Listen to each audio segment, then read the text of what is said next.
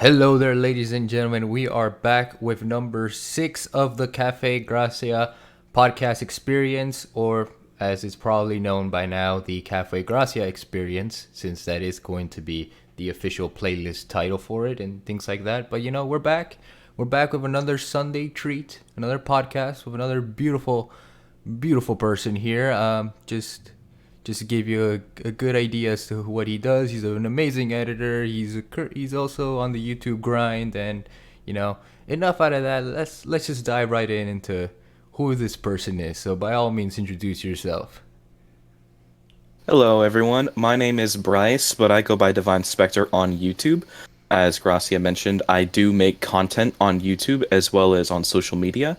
I am an editor, and I'm also an editor for the Persona 5 The Abridged animation project, as well as being a writer and a voice actor. Perfect. And you just segued right into one of the first things I want to talk about. Like you were just mentioning, like for one thing, when I saw like your videos and things like that, like I love your editing work, Bryce. Like Thank you. it's really fun to see how like dynamic it gets at certain times, especially with your recent video. And it was a lot of fun watching it. It was long, but it was really nice. It was a really nice experience to kind of put into the words of the video description. Well, thank you. I appreciate that. That video took me from August up until now, so it's been a long time coming. Yeah, it's been months. Like I could do that, and I do weekly content. Like I gotta have something that's like ready to go and things like that. So it's really nice that like you took the time and effort to like work hard on it and to give exactly what it is, and hopefully it gets the amount of views and attention that it gets. Because like I said, it was a really freaking good job. Like you did phenomenal, and also with the editing for the Abridged series, which I shouted you guys out, and it's like you guys did an incredible work for just 2 episodes. And it's like I can't imagine like what else is in store, because there's like 26 episodes in total. And it's like if you guys did 2 parts of one episode, imagine the amount of chaos and memes that are gonna happen moving forward. Right. Sorry, it was a bit delayed on my end. I'm very excited to move forward with the project. I can't talk much about it simply due to it being a tight-lipped project. Um, but things are going smoothly. We're moving along. Things are going pretty good. Um, we did have some restrictions with episode one. I think I can say this. We had pretty bad issues with copyright.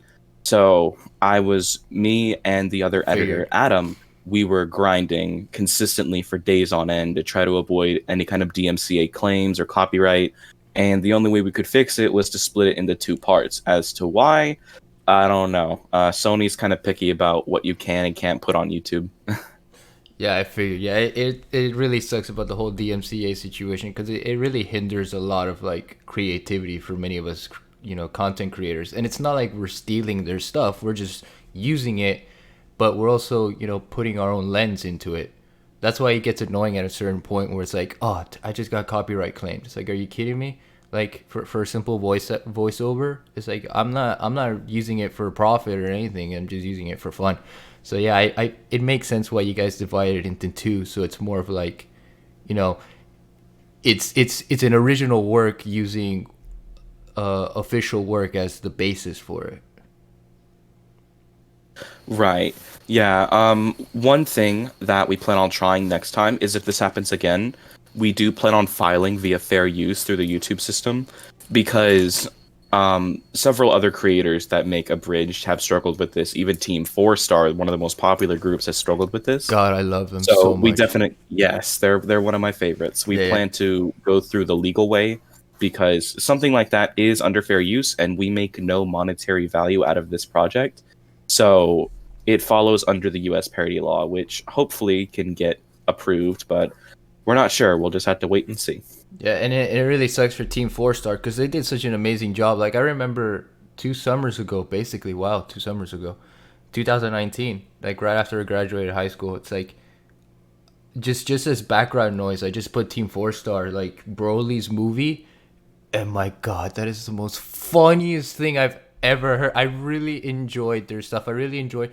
I forgot the person. I forgot the name, but whoever does Goku Oh man, it's just so funny listening to him. Like Team Four Star were like the best. Kind of sucks what happened to them though. Yeah, it is. It's sad, every team kind of loses passion over time. I haven't seen a lot of Team Four Stars material. I've seen Hellsing Ultimate Abridged. I watched it with some friends. I thought it was honestly one of the funniest things I've ever watched.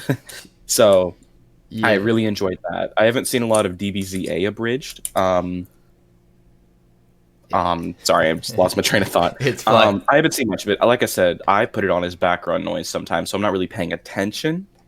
Yeah, But I have seen Hellsing Ultimate Abridged, which I thought was amazing. yeah. They really did a good job, and like I kind of wish they went through for season 4 for the Boo Saga, but it is what it is.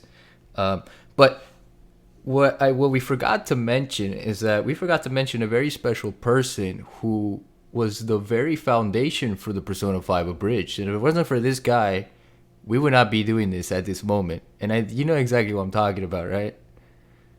I think I have a pretty Yeah, safe yeah, guess. yeah. You know exactly what I'm talking about. So, Josh, if you're ever listening to this, love you, man. 120. You did even though you're not involved with the project due to reasons, which it is what it is. Um, you did a fantastic job pushing that idea and giving it the time and dedication that it deserves. Like if you listen to this, like we love you, dude. You did an incredible work, and I hope you're enjoying whatever it is you're doing by the time you're listening to this. Anyway, I have to echo Gracia's statement. I joined the project while Josh was still involved, and while the reasons why are more private, I do appreciate that he did start this and get the ball going. I can't thank him enough for that. To me, the family over at the Abridged team, I've gotten really close with them. So to me, they're like a second family. So I can't thank Josh enough for that. So if you are listening, man, thank you so much. oh, I appreciate everything you did. dude, you have no idea. Like, for example, a lot of people. We're gonna be shouting out a lot of people because we love them. We love them with the bottom of our hearts. Like, I remember during the start of the project. I don't know if I'm allowed to say this, but I'm sorry. I think I am. Jackson Jet.exe. He he was like he was constantly nervous about pursuing the project. And I'm like, dude, you're gonna do it. You're gonna be fine. You're gonna be fine. The voice clips you send me, things like that. They're perfect. You're gonna be okay. And look where he is now. He's enjoying it. He's a part of the family. He's a part of the family on your end. And it's like I just seeing that just makes me so happy that there was a lot of love put into this. And even though at one point I was to be a part of it, I in hindsight looking back at it, I'm pretty glad I didn't end up with a project due to my own restrictions and things like that, because the person who did Sojiro, oh, they did a phenomenal job. I don't think I would have been able to do a good enough job as that person did. Like, that person nailed Sojiro's voice. Like, it was perfect. Right. Yeah, I really do enjoy JP's Sojiro. I personally, when time came to shove, to get the new Sojiro, I was a little nervous because I was like, uh-oh, because Sojiro is very important. Yeah. So, it gets decided one day that JP is the new Sojiro, so we're like, okay. And while I'm editing, I listen to his lines, and I'm like, whoa, this is spot Exactly. on. It's It was so crazy. amazing. It was insane. It blew my mind. I'm so happy at the end that he got it, because he was one of the runner-ups, and then like it was like, oh, shut up, and I showed up. It's like, I did an okay job, but listening to the JP's, it's like, nah, I'm so happy I didn't do it in the end. I would have butchered the series just by just using my voice in general. But I'm Sojiro at heart, with my little cafe, my little coffee mug, things like that. I mean, I'm also Bayonetta's son, so I gotta feel that. I also gotta say that, that's part of the branding I have at this point. Right, I agree. Yeah. Sorry, I'm just kind of zoning out right now. Yeah, dude, it's like awkward silence. I'm like, What did I just say? What is going on here? Nah, you're good. You're good. Nah, I know. Anyway, But yeah, like I said, project's going pretty smoothly. We're working things out little by little, taking it day by day. Things are going along pretty smoothly, and I'm pretty excited for everyone to see what we've got coming up next. yeah, dude, I'm very excited. I'll put they'll probably end up being end cards. So by the time I'm saying this, they'll probably show up like, oh look, go watch the Abridged series, things like that. They did a phenomenal job. By all means, end card is gonna pop up right here, things like that. You know, but speaking of other stuff, not just Persona, you gotta get into the Bayonetta community. You gotta be playing those games soon, man.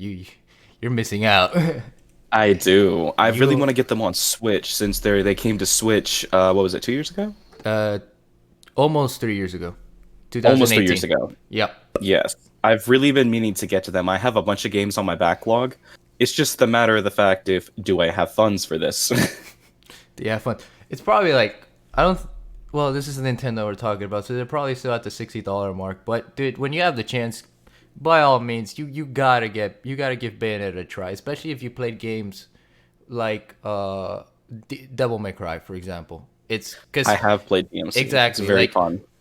that is Hideki Kamiya's original work before he decided to work on Platinum Games with the director of Resident Evil and give us Bayonetta.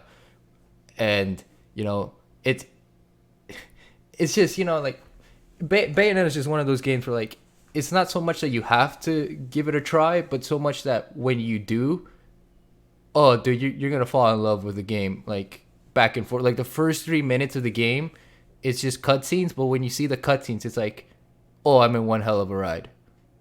Plus, that's my mama we're talking about. Like, I gotta talk about it, at least for like a minute or two.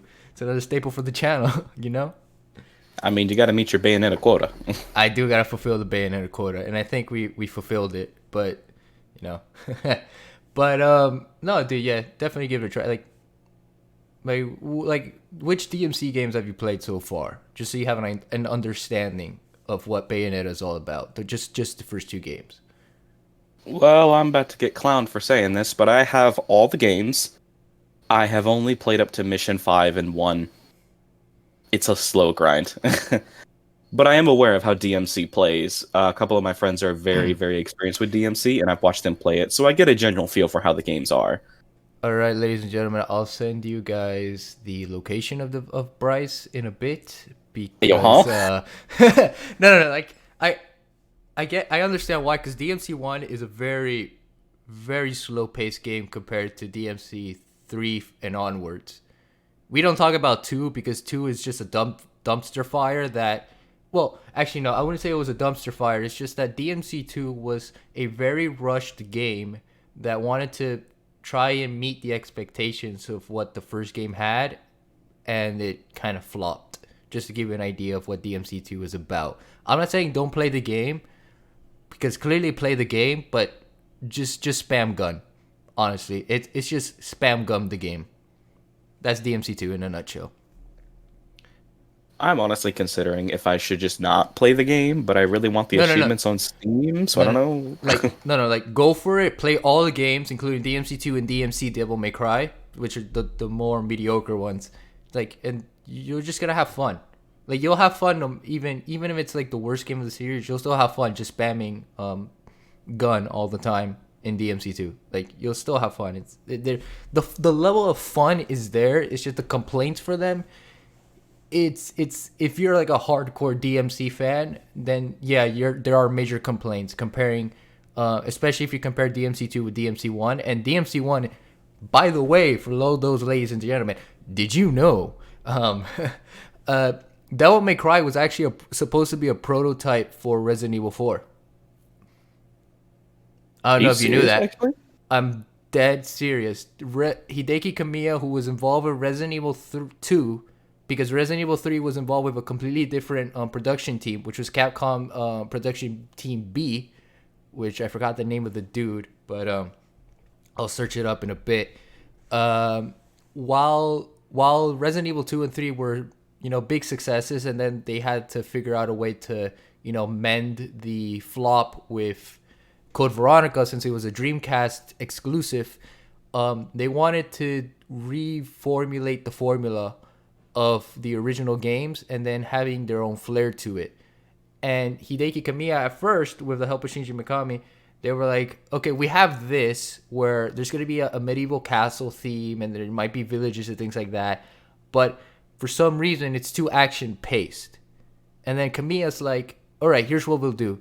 We'll just make this into a completely new IP, and then we'll just have to rework Resident Evil into what it is today. And that's how DMC was born. It was supposed to be a prototype for Resident Evil, and then Kamiya was like, nah, we'll just make it our own thing. That is very interesting, actually. It's interesting to me because I just finished Resident Evil 7, which took me a while. My playthrough took 9 hours because I'm a scaredy cat, and I can't go around one corner without turning off my PS5. Is that the only Resident... That better not be the only Resident Evil game, because you've exposed yourself with DMC. If you say Resident Evil 7 was the first game, dude, we're going to have a conversation. No, I have played 5 and 6 and a little bit of 4, and I have played Resident Evil 2 and 3 Remake. Wait, so you basically, the first games you played were the mediocre ones. Right. And then you decided to play the masterpieces. Right. Why couldn't you have just started with 4? I'm not sure. That's what I get to blame my brother for. Yeah, because Resident Evil, a lot of people, when they ask you, what was your first Resident Evil game? A lot of them will say 4. And the reason they say 4 is because it has tie-ins to the first 3 games in terms of plot and, characters. Obviously, Resident Evil 4, you have Leon Kennedy from Resident Evil 2. But it's its own self-contained story. What literally what happens in Resident Evil 4 is barely mentioned in the rest of the continuity. And that's why many people love it. It's its own self-contained story with the same characters that you meet from the previous games, but it has very little impact to the rest of like the universe of the Resident Evil universe. Right. Recently, I've been on a Super Butterbuns high, and I have been watching a lot of her videos recently. I miss her videos, man. But I recently watched her Resident Evil 4 for beginners. Like I said, I played some of Resident Evil 4, but not all of it. I kind of got frustrated with the game when I was younger, and I just stopped playing it, and it was on a disc, so I lost it. Yeah, but I really enjoyed it. You know what I mean? I really enjoyed it. I was frustrated because I was young, and I didn't understand that I probably shouldn't have been playing Resident Evil 4 at the age of, 8. But, but yeah, if I could go back and play one Resident Evil game all the way down to the core, it would definitely be 4, because I've heard nothing but praise for that game. And I know that the new Resident Evil, the Village one, its inventory system is pretty much 1-to-1 from Resident Evil 4's. Not just inventory, but literally the entire premise of Resident Evil 8 is paying homage to Resident Evil 4. From the merchant, which, by the way, that merchant in Village, that's not my merchant. I'm sorry. The real merchant is the one that is literally a hobo who has guns in his jackets, and he's literally like, "What are you buying? What are you selling? Is that all, stranger?" Like that's my merchant right there. That is my merchant. And seeing the Duke, it's like, who the hell is this? Why is he fat? Who are you? That's one big lad. That's one big thick boy. Oh Lord, he coming. This is going to be taken out of context later. I just realized people are going to be like, all right, we're taking this out of context. We're using this against these two, and there's nothing we can do about it. And I'm like, God damn it. We're about to have podcast out of context Twitter accounts made. Don't give Jackson Johnson or any of those Johnny Johnson. Hello there, Johnson. How are you today? Don't give any of those guys ideas. But please. Who knows? It may be me that makes it. Oh. But anyway. Ooh. I still can't believe the whole Emmanuel Gracia simping arc that happened with the out of context account. It's like, I'm glad that died down for a bit, because you guys went, woo! I don't even know what was going on. But I mean this is like a good way. Like I love the fun memes that you guys brought to the table.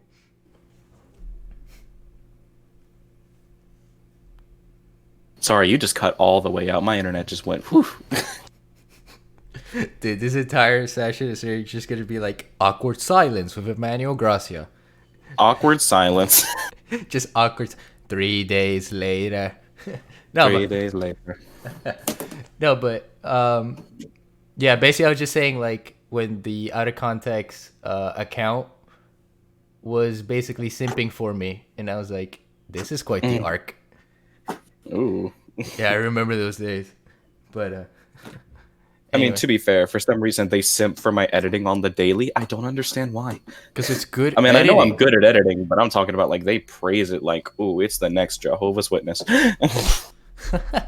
No, but I mean, it was good editing. When I saw the video of the Persona 5 Royal Experience, like that was some major editing that you did. Like you said, like it took you some time because you had to play the game, then you had to go back for footage and things like that. And it's like there was a lot of back and forth that I enjoyed, but there was one thing that I wouldn't say was bad about the video, but I mean, I don't know. I don't know what to say. I think pacing wise, you can learn a lot from that video. Oh yeah, definitely. Like I said, I started writing that video in August, and the script was done by October. So I was mainly waiting to get footage and stuff like that. It took a while for me with my schedule. Yeah. And looking back, definitely pacing was one big issue because I remember you brought this up when you sent me notes. You said that I clearly indicated my audience needs to be aware of the subject material, so why would I recap all of it? Exactly. And That ate a lot of the time up. So I need to be more considerate of something like that. yeah, because there were moments where you just let the cutscenes played off, and like they were. It was a good idea, but sometimes I was It just like, happened way too often, I think. way too often, and way too long. Because there were certain moments Way where too, it's like, yeah. where like you brought the premise up. It was a good premise. I really enjoyed it, but it felt like I was just watching a movie at certain parts, and I'm like, but where's the audio? Where's like the memes? Where's like the Where's the commentary, basically? Exactly. Where's the Where's the addition commentary? to the material? Right. But Yeah. overall, it was like those were like minor things. Like out of the 1 hour that you had from that video, most of that stuff was, to give it a range, was like 10 minutes, not even like 5 minutes most, because it was so well spaced out from like the entirety of the video. I will say that literally the first 10 minutes of the video was full memes, and oh my god, I really enjoyed it. The full memes thereafter. Right. Yeah, that's true. I really enjoyed the first 10 to 15 minutes as well. But I feel like once I got to the third semester, I felt like I had to just grind out the recap that I barely made any jokes, and it was just kind of a slog fest to get through. So, Yeah. I will say, I think I can publicly announce this. The next video that I'm working on is on the Spider-Man games on PS4, and the editing is already done. And I kind of realized the whole pacing issue before I even started editing the Spider-Man one. So I didn't really indicate that you have to know the game. I just say, hey, there's spoilers. So I feel more justified kind of recapping the stories, and it's a lot quicker. The video, I believe, is like 35 minutes, but it's covering both games. Yeah, and that means So- that means you've probably done like a really good job at summarizing, which is like one of my problems when I do reviews. Was like if I wanna summarize the story, like I can't make it go past 5 minutes, 6 minutes. Like that's what I have to learn. Like, and what I enjoyed a lot from like many content creators that do that, like Ant Dude and Some Call Me Johnny, which are like some of my major inspirations. Agreed, definitely. As well as Susie the Spear Hunter. My God, I will. She, like I've said, she is a bedrock to this channel. Like she literally is one of the many reasons why I'm like, okay, I want to start this. I'm gonna start this, because like the commentary, her voice, things like that. It's just she's just an incredible person. Plus, Resident Evil, like that's like one of my favorite franchises of all time too. It's like, yeah, I gotta do it. But I've actually never heard of that YouTuber, actually. Susie the Sphere Hunter, really? Never heard of him. She's a massive Capcom fan. She enjoys Capcom stuff. She's an amazing streamer. She's she's just an amazing person. You know, like you should definitely like when you have a chance subscribe to her and be like and watch some of her videos. Plus, she knows a lot of she's basically friends with most of the Resident Evil 2 and 3 remake cast members too. Like she has done, Really? yeah, she has done streams with them. She's done like sessions with them, and they're like good friends. That is very interesting. Yeah, yeah. So those three are basically like for me it's like the bedrock because they've been doing this for a long time. And like for example, like Some Call Me Johnny, like I like listening to his stuff recently because it's very dry humor, and he also gets right to the point sometimes, especially with summaries and things like that. And he's just having a conversation with you. He's just telling you why he enjoyed playing the game or why he felt like the game had some issues, and that's about it.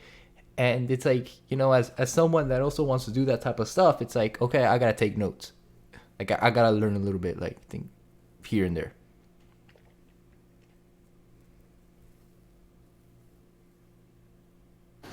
Right. Like I've mentioned this in the past. Lots of YouTubers have been the inspiration for what I create. I think definitely the biggest ones are definitely, like I mentioned earlier, Super Butter Buns. I've loved her content for years. It's just I love her style of writing and her pacing and editing. It's always been interesting to me. Yeah. I do want to give a shout out to my friend Oziak. Because I Ozzy. started, yeah, Ozzy, my man Ozzy. So it was weird to me because I found his channel pretty much like anybody else when his Okumura video blew up. Yep. And I was watching the video. I'm like, this dude's so cool. You know what I mean? Like, he's making good points. His style of editing's funny. You know what I mean? I like it. I'd like to, Yeah. if it's possible, get to know him. So I found him on social media, started following him, started interacting with him on the timeline. And I start mentioning that I'm going to start making a video. And before I know it, we're pretty much DMing each other. You know what I mean? Like, Yeah. we Yeah. don't DM each other a lot, I will say. But the fact that I was able to go from a fan to basically a friend, it was pretty interesting to me Yeah. Say with because I've never had something like that happen to someone that I looked up to. yeah, Ozzy and I go way back since 3 years now. We've been sort of like associates and friends. We've met with I might also say his name, even though he's no longer a part of whatever it is. We met at Fansite's server like 3 years, yeah, through almost 3 years ago. Oh wow, that's a while back. And we chatted, we spoke, and then we kind of lost touch for a bit. And then like I managed to find him back on Twitter, and we just spoke and things like that. I did a podcast session with him back in the summer. That's also gonna be an end card with him. But dude, yeah, Ozzy's the man. I love his takes. I love how objective he can be, and then like I love how he's willing to have a debate with you on certain things, especially when it's like Shimigami and like Shimigami Tensei and Persona stuff, because that is his bread and butter. Like that is his thing. Like 100%. That's like what his channel is made up, and you know like Atlas stuff and things like that. And it's like you try to argue with him on those things. Oh, he's gonna hunt you down. One thing I will say is I was watching his recent video. I believe it's either his Toradora or his 13 Centennials video, and I noticed that he had gotten a sponsorship with, I think it was Rigid Wallet or something, and I was so happy for him. You know what I mean? Because like I remember because he mentioned to me that it took a long time for his video to it just blew up out of nowhere. So to see, oh sorry, my mic cut out. To see someone that started at basically, I guess, the same point as me, which, I have the support of some friends and some close people, but that's about it, to just having a whole sponsorship, you know what I mean? Yeah. That's impressive, I'm happy for him, you know what I mean? Yeah, I love. He's done a lot of hard work, and he definitely deserves that. Yeah, he has put a lot of time and dedication into it, and that's something we could learn for many things in our lives. And that's why I love Ozzy and as like a friend and things like that, because he's very level headed, he's very fun with you and things like that, and but he's very passionate about the things he does, and that's something we should all learn as well. It's like be passionate with the things you say, like you do, the things you're proud of talking about, things like that. Like don't feel afraid to show it as well. That's why, like for me, it's like I I, honestly, yeah, like I freaking love Bayonetta. I would simp for Bayonetta if she was real. Like I would want her to be like, and like like I play around with that a lot because it's something that I'm very passionate about. Like I love Platinum Games, I love Capcom, I love all that stuff, and so it's like like just be passionate about that stuff. Like that's basically what it is. That's what I see in Aussie. Right. Like we all, like you mentioned, you have a thing for Platinum Games, and it seems like Ozzy has a thing for like SMT and Persona. For me personally, it's definitely been harder for me to find that one thing I'm really passionate about. I think it's just, creating content based off the material that I like, because I like a lot of IPs. Like obviously I'm a Nintendo fan. I love the Sonic series. Um, Things like that. Just I don't have a specific franchise that I quote unquote simp over. Right. I mean, Persona 5 kinda, you know what I mean? I mean, I like it a lot, you know what I mean? Like, I'm dying to get my hands on Strikers because I've been waiting for that game forever. But for me, I think my simping is more or less like a collective thing rather than one hyper-focused thing. I just like a lot of different things, and for some reason, I can't fully commit myself to fully like something. It's kind of weird, but Yeah. I guess that means I just get to like a lot more things. No, yeah, like for me, like I'm also a massive Nintendo fan, and I'm also a massive Pokemon fan as well. Like, I I am a Generation 4. Uh, I said elitist in my video, but I'm a Generation 4 fanboy. Like that's the generation I grew up with in Pokemon. Like my first game, like before I talk about it, like try to guess what was my first Pokemon game before I tell you what it is. I'm probably gonna get the name wrong because believe it or not, I've never actually fully played a Pokemon game. I never got into the craze as a kid. Um, I have played some of the spin-offs, Uh, but that is about it. So you want me to take a guess? I'm probably gonna get this wrong. it's fine. It is a guess is a Okay. guess after all. There's no right or wrong in a Okay. guess. Is it Pearl? No. All I'm right. probably gonna get it wrong. Yeah, yeah. Platinum? Nah. You get one It's more. Diamond, isn't it? That was no. My first one was actually Pokemon Mystery Dungeon. It was Mystery Dungeon. Okay, I thought it was a Gen 4 game.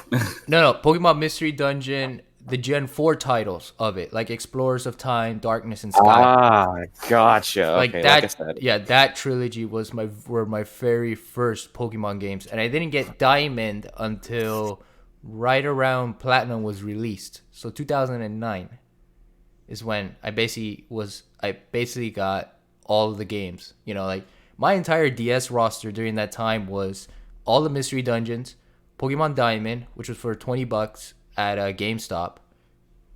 And we'll talk about GameStop in a bit, by the way. If well, we'll get to them Oh boy. because there's a lot of talk about them with what's been going on. So Diamond out for like $20. Platinum was a birthday gift, and also Soul Silver, and that one's my favorite game out of the mainline Pokemon titles. Heart Gold, Soul Silver, best Generation 4 games aside from Platinum.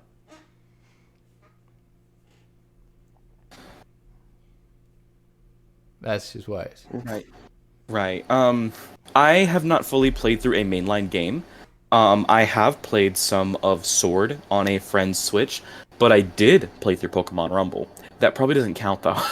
No, spin-offs count because the way Okay, spin-offs count. yeah, And I played because Pokemon Rumble. yeah, the way I consider generation is that it's the mainline games that came out during that era plus the spin-offs. So for example, like Generation 5 had Pokemon Black and White and then Black and White 2, which were I guess the definitive editions for those games.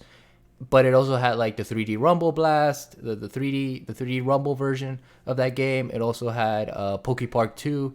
All that was released around that time. So those spin-off games are also considered part of like the generation of that generation.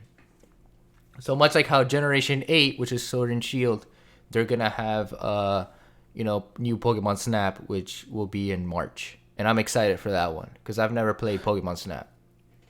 I am looking forward to that because I remember seeing lots of gameplay because I watched Some Call Me Johnny and I watched all his Pokemon videos just because I like supporting his content. Yeah.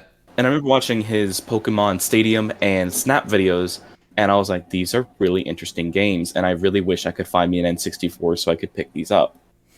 So I'll Right. definitely be sure to check out the new Pokemon when it comes out. Yeah. Yeah. Yeah. Same here too. And again, like we're gonna get those remakes. Generation 4 remakes are coming soon. It's about time. It's about time they come home. Plus Cynthia's. I really do hope. I hope they come soon Yeah. because they seem like one of the best generations of Pokemon, and I really want the fans to have the thing that they are very, very yearning for. And all the signs are there, so I think it'll happen. Oh, you have no idea. Generation 4 was the perfect time to be a Pokemon fan. It was the perfect time because you had 400 and something Pokemon already, but the marketing for Generation 4, the anime during that time, the Mystery Dungeon series, like Hardcore Soul Silver, which were basically remakes to Gold, Silver, and Crystal, like it was the time to be a Pokemon fan. You know, I'm not saying any other time was a bad time, but it's like to be a massive Pokemon fan, it had to be during Generation 4. That was around 2007 to 2009, I think. It was from 2005 6 to 2010 11. Because 2011 was when Black and White released. And from there, Gotcha. Generation 5 began to take storm. Gotcha. I guess would you consider Pokemon Journeys part? I think that's part of the Sword and Shield gen, right? I'm Yeah, not sure what gen that is. Is it 9? their 8 is part of 8, Gen Generation 8. 8. Okay. Yeah. I have seen, I watched it with some friends, the first part on Netflix, and I really enjoyed it. You know what I mean? Yeah. The art style was a bit different than what I was from normally seeing. I know they changed it during Gen 7, I think, with Sun Yeah. and Moon. Yeah, they changed it a lot because during Sun and Moon's era was Pokemon was being shown in Disney XD when that was a thing. They were like, Right, yeah, so I remember seeing the black yeah, and white anime sometimes on Disney XD as a kid. yeah, exactly. So they had to really, really make it more cartoonish so that many people would be like, uh, would be more attracted to watching it on Disney. Right. Because the way I grew up with the anime was on Cartoon Network. That's how I grew up watching it. Cartoon Network Yeah, in the I remember morning. it being on Cartoon Network. Yeah, exactly. You know. I'm not sure why they had a change of license though, because I know that was one of Cartoon Network's most popular things. Yeah, it was. It was basically like an early morning cartoon that you would watch before going to school. That's how I yeah. And it was just so weird that Disney was like, "I'm gonna take it," but then at the same time, it's Disney. Disney would be like, "Oh, this yours? Yeah, not anymore." Mm. Like, look what they did with Marvel. Like, you know. Yeah, I do know a lot of the Marvel cartoons on Disney XD have not been as of quality, especially the new Spider-Man show. I have not seen it personally, but from what I've heard, it's not as good. I think season 2 is okay, but like 1 and 3 aren't that good from what I've heard. My It's just the art style, more or less, is my very flat with its right. coloring. My problem with Spider-Man is two things. Is the animation quality it has. It's very bland, it's very flat. And I like the Fusudo anime style it has, but you got to make it pop. It's a comic book show after all. Like, you know, you got to make it pop. And my second problem is, you know, no offense to Robbie because he does a good job, but it's not Spidey. The voice acting is not it's not Spidey to me. It doesn't scream Spidey like Josh Keaton does it or Yuri Lowenthal. Like to me, Yuri is personally one of my favorites. for me, as much as I enjoyed Marvel Spider-Man, uh, Josh Keaton nails Spider-Man. He was Which Spider-Man. which show did he do that in? I'm not sure. Spectacular Spider-Man. That's where Okay, he's that's it. Okay. yeah, yeah. When people talk about Josh Keaton's voice, they immediately go to Spectacular Spider-Man. They show you a clip and they're like, "Yeah, I understand. He's Spider-Man." Yuri Lowenthal is good, but at the same time, he's also old compared to Josh. Josh was like in his late 20s or early 30s when he was working the voice for Spidey, and Yuri is like close to 50 at this point, too. I didn't know he was that old. Yeah, yeah. Yuri's old. He's old, you know. And with Robbie, it's like I see the spark, but it's not. The quality isn't there.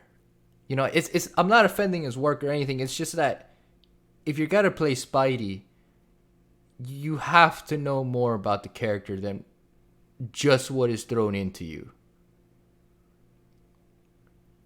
Right. Like my exposure to Spider-Man, I wasn't like big on comics growing up. The MCU, I saw the first Iron Man, and that was it. I saw the Avengers on DVD. I was like, wait, isn't that the same dude I saw in that movie years ago? And I kind of figured out, oh, the MCU is a thing. Cool. Yeah. So I ignored it for years because I was like, it is what it is.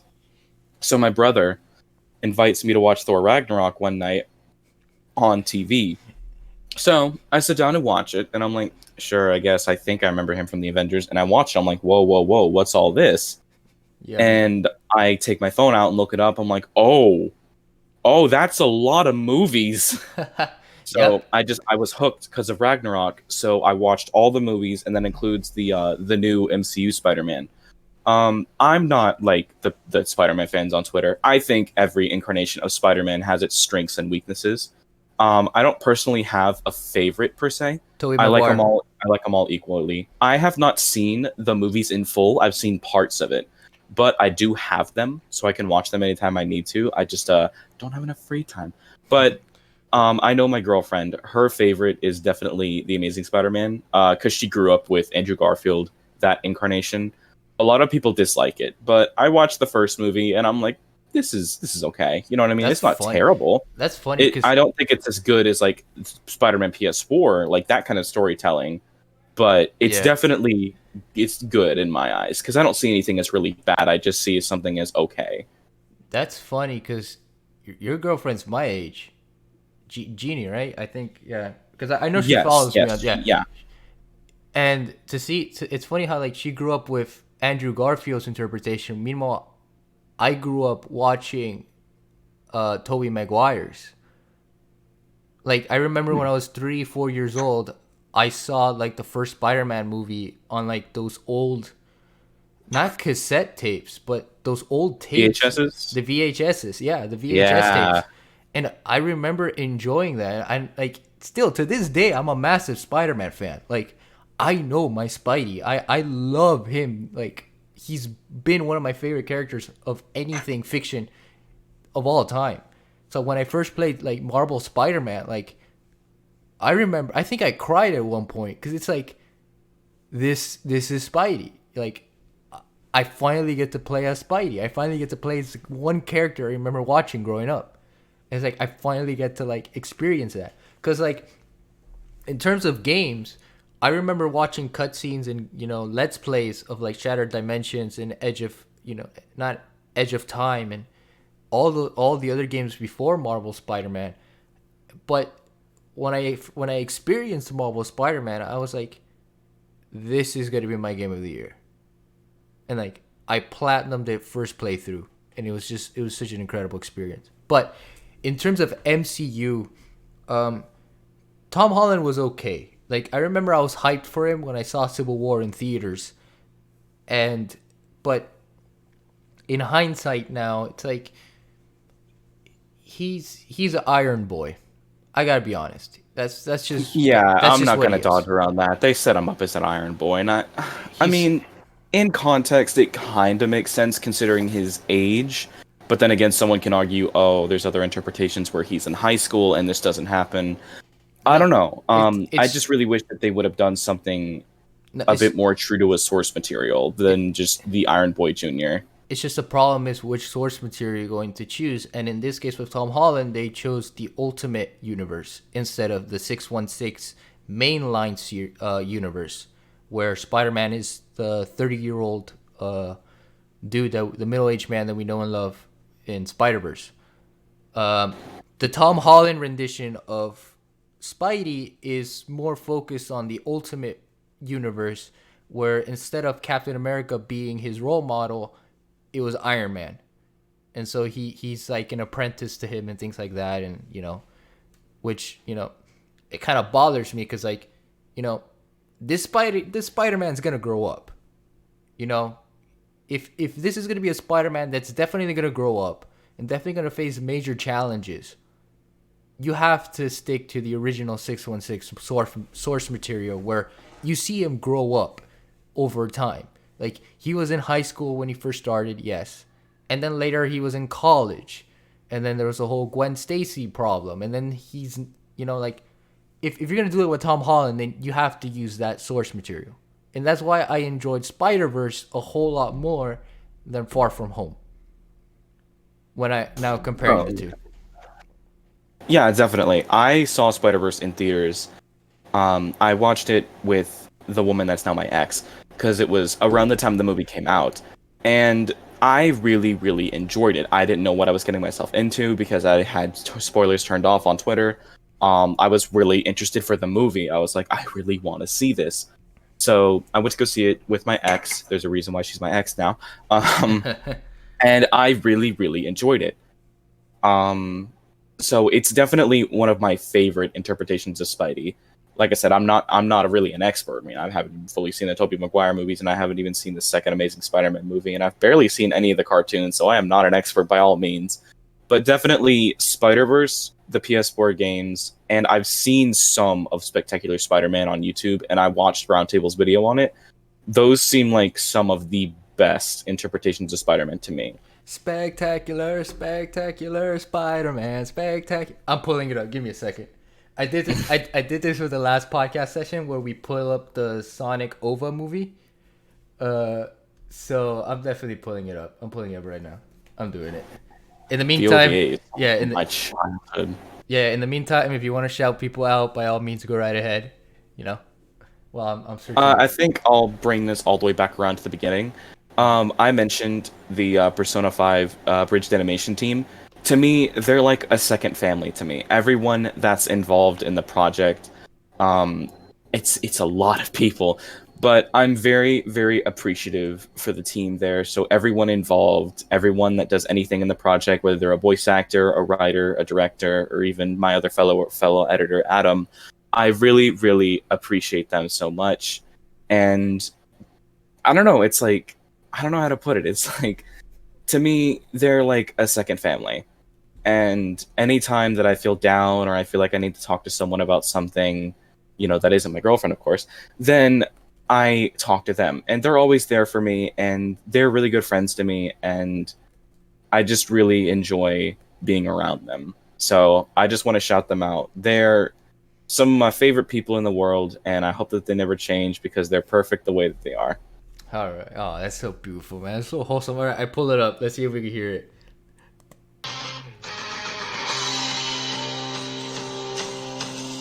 Oh man, this brings me back memories. This better not get copyright claim. I don't think copyright would be auto call me.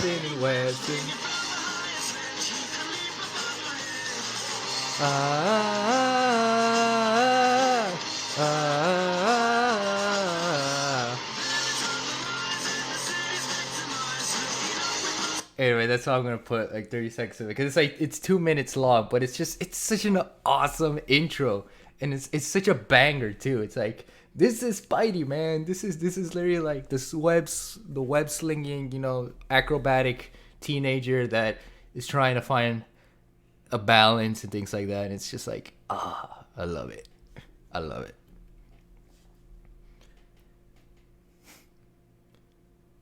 I've always wanted to kind of broaden my horizons and watch more stuff. Do you know if it's on Disney Plus or is it stuck somewhere else? No, this you gotta YouTube this because this was before Disney decided to say, oh, can we have Spidey on Disney? And then Sony's like, what? And then Disney's like, okay.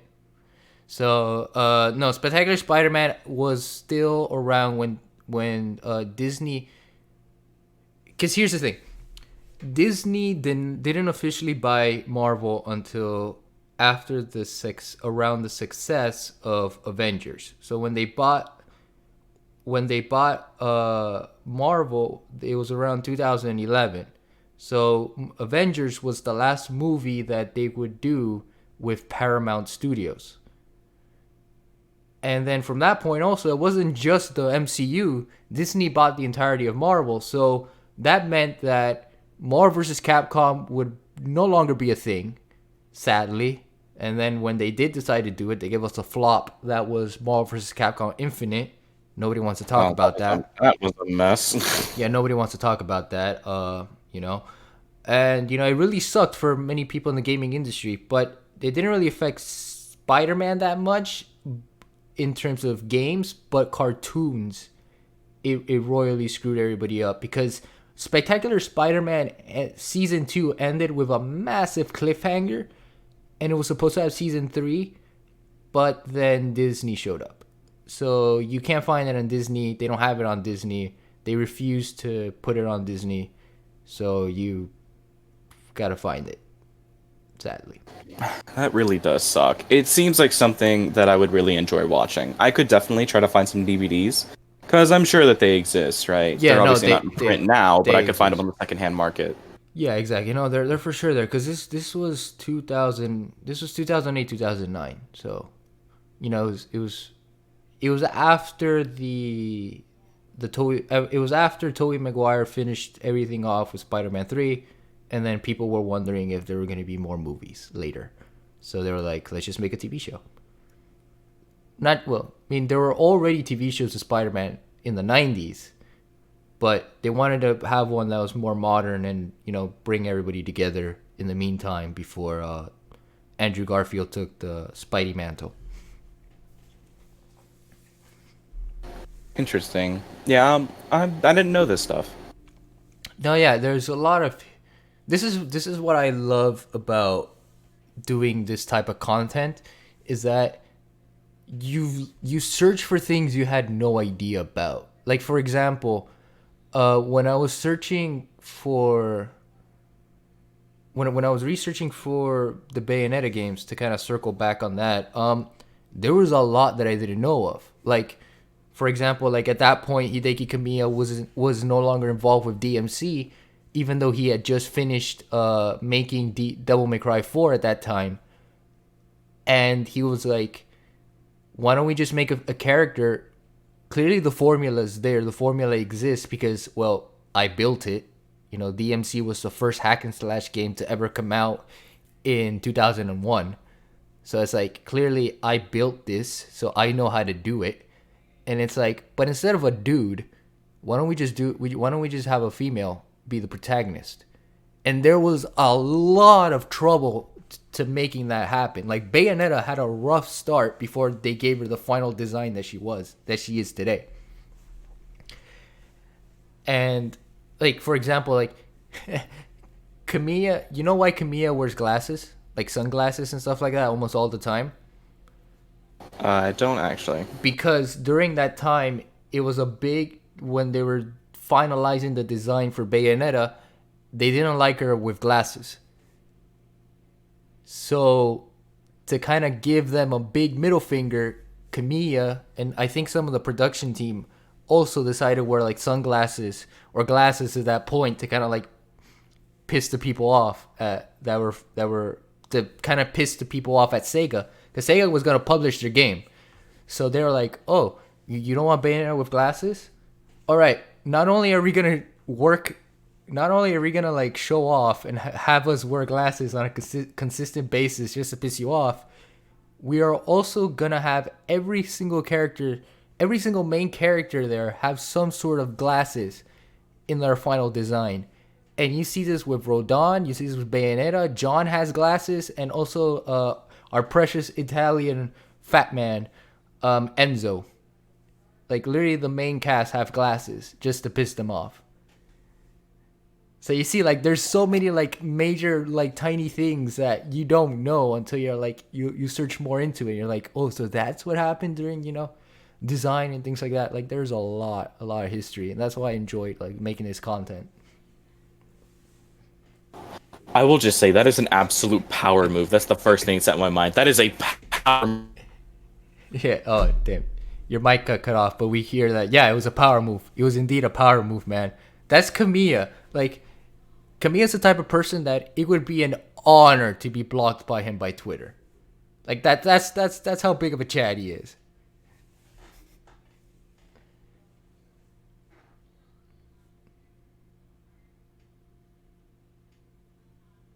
And here is the there it Like I is. said, yes, sorry. It keeps cutting out for some reason, but I really have been meaning to get into Bayonetta. It seems very interesting because obviously I've been aware of the franchise for years now. I've been aware of it since Bayonetta 2 got confirmed for the Wii U, because I was an active Nintendo fan during the Wii U times. Yeah. Oh, that was terrible. But, I never picked up Bayonetta 2 because I was like, I don't want to play the games out of order, and I didn't have a 360 at the time or a PS3. All I had was a Nintendo Wii and a Wii U and a 3DS. I was a very big Nintendo fan. So I was like, I can't play Bayonetta 1, so I'm like, I'll just wait. And then years later, they're both on Switch, and 3's coming to Switch, hopefully sometime soon. Yeah. Wait, but hopefully this year. Wait, but that was dumb of you, because Bayonetta had a bundle pack with... Bayonetta 2 had a bundle pack with Bayonetta. And you were able to play Bayonetta on the Wii, on the Wii U during that time. Like, they had bundle packs. On the Switch, correct? No, for the Wii U. For the Wii U also. It did? Yeah, it did. Are you serious? I'm being serious. During that time, they were like, okay, clearly this is going to be an exclusive, so why don't we just make it into a bundle pack for some people? And that's what they did. Are you actually serious? I'm actually serious. You, by all means, you can look it up, and it was a bundle pack. There's no way. Yes. That's crazy. How did I not know this? I claim myself to be a Nintendo fan of the Wii U era, and yet I didn't know this. Yeah, like, you search it up. It's like Bayonetta 2, Wii U, the title. Bonus, Bayonetta game included. I cannot believe I'm such a fake Nintendo fan. My God. Look what you did. Get out of here. That's it. We're done. I'm ending the footage. No, I'm just kidding. No, end it quick. End it quick, man. This man's busy. I gotta be honest, like, wow, we're close to 3 minutes. We're 3 minutes closer to an hour now. How time went by. You exposed yourself here, man. Like, I felt like the moments you paused, like, real quickly. I don't think it was just microphone. It was just audio issues. I think you're just contemplating your gaming reality at the moment. You're like, oh my God. Contemplating my existence as a gamer. Exactly. All right, Maruki, time to change this reality. Oh no. Oh no. Remember my Maruki phase? Oh man, that was, I wouldn't say cringe, but it was an experience. Plus, I love Maruki. Maruki's one of my favorite Persona 5 characters all time. I definitely agree with that. I didn't expect for that to happen when I played Royal, so when it happened, oh boy, it was a surprise. Yeah, no, for me, I was like, okay, clearly there's a lot of significance to you. So you're either gonna screw us over or you're gonna screw us over. Which one is it? Oh, he screwed us over. Got it. I knew it. I knew it all along. But it wasn't like a major screw up. Like, he didn't. Like, technically speaking, he didn't screw anybody up. He just he just wanted people to be happy. Right, and that's what I mentioned in my video. It's like, you can't really call him a villain. He didn't hurt anybody. But all he was trying to do was make life better for everyone. He didn't hurt a single person in the process. Right. He's not a villain. He's more of an antagonist because he's going against your ideals. Yeah. Right. And I really enjoyed that about Maruki as a whole. And, like, those are the type of villains and antagonists that I like the most. To kind of, like, finish off this session here. The best villains are the ones that you there's undoubtedly, you can't disagree with them. Like, it makes sense why they're doing it, and why they're doing it that way.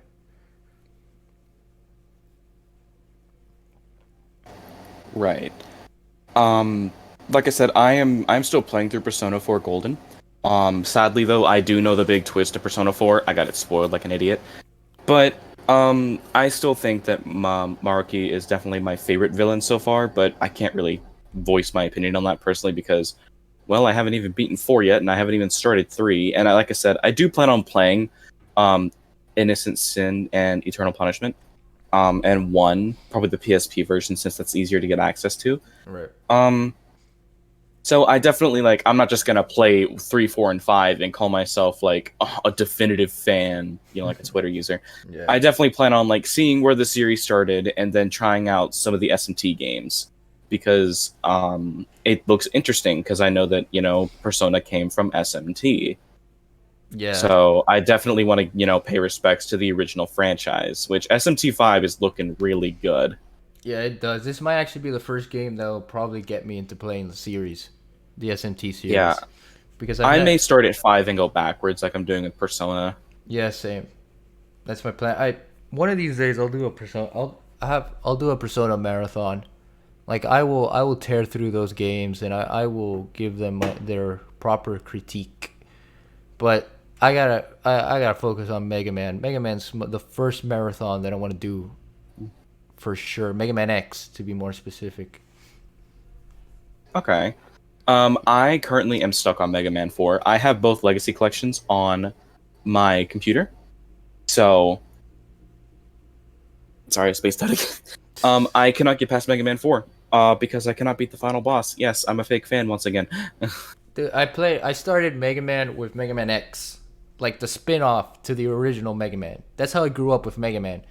My uncle grew up with the original Mega Man games. I grew up with Mega Man X. And honestly, I would prefer to play Mega Man X than the originals. Because it's just more of action pace. It's just better platforming and unless except Mega Man X6, we don't want to talk about that one. We honestly don't. That one. Oh, I've heard horror stories about that one, but I've heard the X series is very, very good. I think I have the X Legacy collection on Switch because my friend has it and I have it through game sharing. So I'll definitely check it out because I've been wanting to try out some of the X games because they look a lot more action paced, which is something definitely more my style. Because I prefer games where I can just jump in and immediately do something. You know what I mean? Yeah, definitely give the X collection you definitely give them a try. You it's a must. Like you have to. The best thing about being a gamer, you never run out of stuff to do. That's true. Say, what are you doing? I'm playing games. I thought you played games last week, but there's more games. Whatever. Games. There's so many games. Anyway, all right. Well, looks like it's time. I can't believe it. It's already been an hour. Wow, look how time flies, ladies and gentlemen. Hope you. If you have any last remarks before I finish things off, my dear friend. Stay in drugs. Don't do school. Be good. Play Bayonetta. Hey, I was gonna say that. Okay, you took it to the punch there. All right. Anyway, okay, fine. I guess those are good remarks. Kind of feels weird how I'm gonna end it now, but anyway. Thank you guys so much for watching, as usual. If you haven't watched the last podcast session with my dear homeboy Koro, there's going to be an end card showing up here, or it'll probably be towards the end of this video, which will probably be in in a minute or so. But well, I'm glad you guys enjoyed. There was a little bit of issues here and there with the audio, but it is what it is. It was still an amazing time. I had an amazing time with you, Bryce. It was truly one of the best. And we're here with the Cafe Gracia Experience every Sunday at 12:30 p.m. Eastern Standard. Every Sunday, there's always going to be a new member, a new guest. That way, we build bridges, build ourselves up, build those communities up, and just have fun along the way. So, ladies and gentlemen, my message for you as we finish this week's session is have fun, enjoy life. There may be some stuff here and there. There may be some turmoil and stuff, but don't try to let it get to you. Just enjoy what you have. and always improve with what you can do. So, see you all in the next podcast session, and as well as the next video. So, see ya, guys.